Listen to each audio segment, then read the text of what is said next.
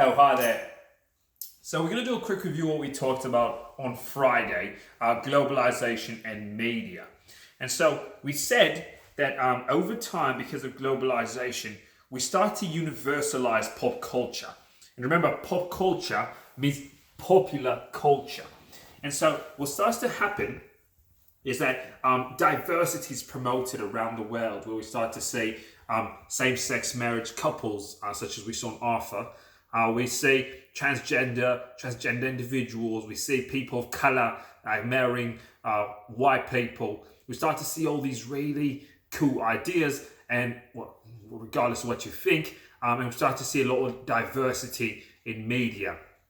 And so what this does is that it offers us these different perspectives that we never had before.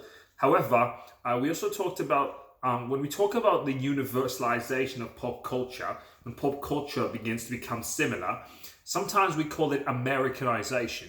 And the reason we call it Americanization is oftentimes these pop culture trends begin in the United States, such as Nike, Adidas, The Simpsons, and so on. Give me a second.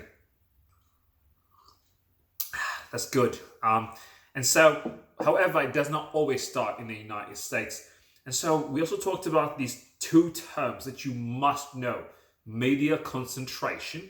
And media concentration means the vast majority of media is owned by a few large companies, and this results in lack of diversity, lack of different opinions. We also talked about media convergence. This is when two different media sources come together, such as audio media and print media, and they come together to create one product which has a unique goal. However, as we start to see all these diverse things come in the media, it starts to create a sense of homogenization where people begin to become alike. And so, in order to fight against homogenization, some countries have different methods that they use, such as cultural content legislation. Remember, legislation means laws. And so what countries such as Canada do is through things like the CRTC, they say a certain amount of media has to be Canadian, and that's how we protect our identity.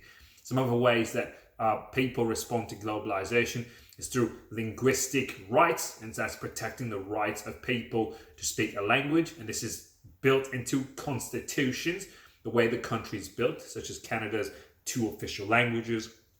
We also see language laws, such as Bill 101 in Quebec, which basically mandated that French be the official language in order to protect people, francophones, French speakers, from assimilation.